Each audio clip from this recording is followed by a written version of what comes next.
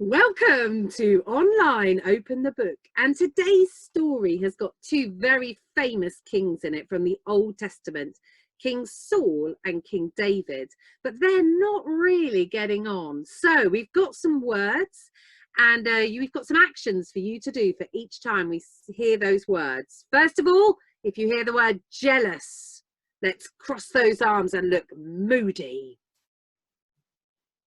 If you hear the word kill, it's a sharp intake of breath. Put your hand on your chest. It's a shock. If you hear the word hide, we want you to cover your head with your hands. If you hear the word creep or crept, lots of tiptoes. If you hear the word sword, it's a clank. Clank. And if you hear the word loo, I want you to pretend you're bashing on that door and shout, hurry up! Hurry up! Hurry up! If you hear the word cave, we're going to do an echo. Hello! Hello! Hello! Brilliant. Right, let's open the book. King Saul had once been a good king. But as he got older, he went off the rails a bit.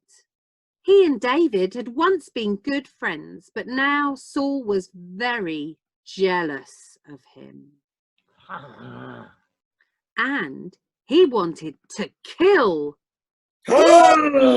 David. So David had to hide out in a cave.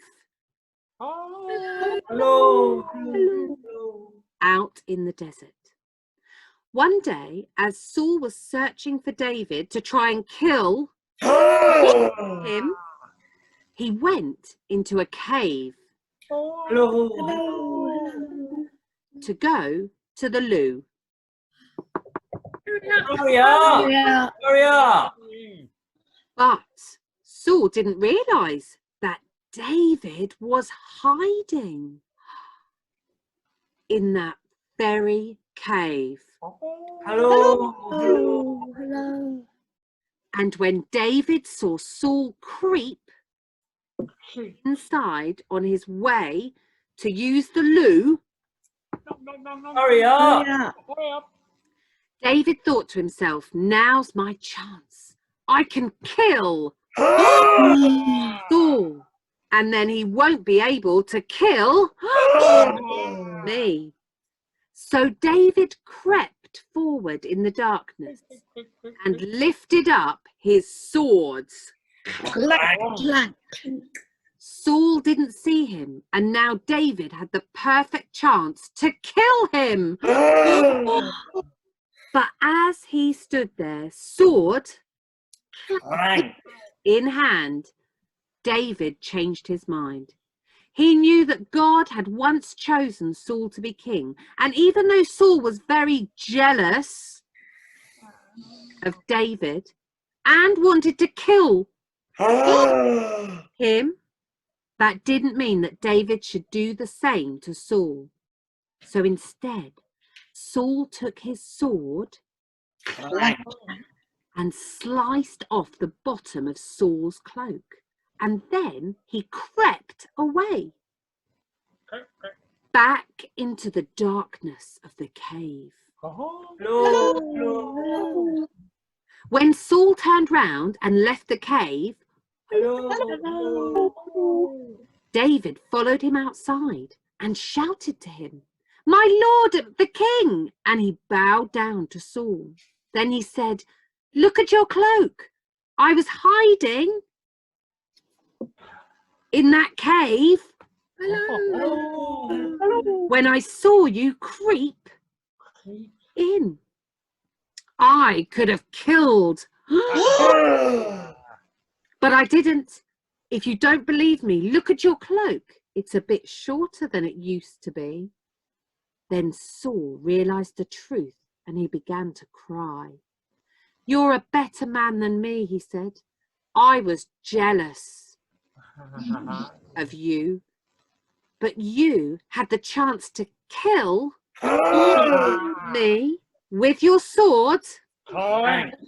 and you didn't. Thank you for not punishing me. Thank you for being kind. One day, God will make you king and reward you for what you've done today." And after that, Saul went home and David went back to his cave. Hello. Hello. Well, what a story. Two men at war. They really did not like each other, and Saul was going out to try and have David killed.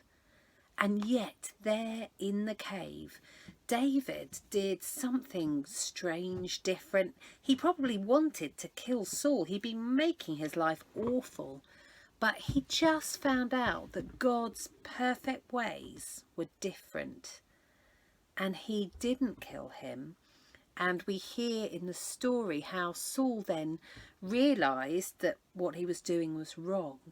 And we read later in the Bible that David did go on to be king. He was able to stop his anger or his upset and pause and learn the right thing to do in that situation. I wonder if anyone here can think of a time when they were really upset and angry and perhaps even wanted to punch someone. It does happen, and I think we can all remember a time when we felt really angry with somebody. Well, Jesus also got really hurt. He was often laughed at and ridiculed, and of course in the end he was even killed. But he did a very strange thing. He actually loved his enemies and prayed for them. He showed us that there's a different way to be, a different way to act when we get hurt.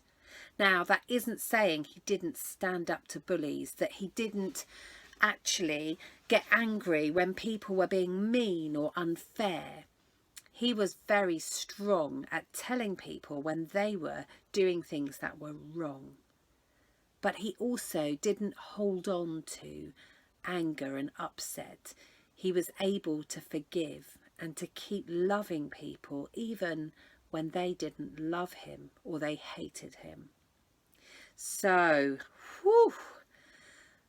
a big task, and one that we can't do without the help of other people and the help of God.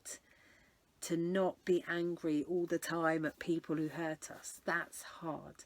So we've got a very special prayer today, and if you want to make it your own, then do join in with the Amen at the end. Lord Jesus, you prayed for your enemies, and you knew what it was like to be treated badly. King David amazingly was able to not hurt Saul back and take a moment to think about what you might want him to do. Help us to be able to control ourselves when we feel angry and to know the best thing to do in all of those times when we have fights and arguments. Amen.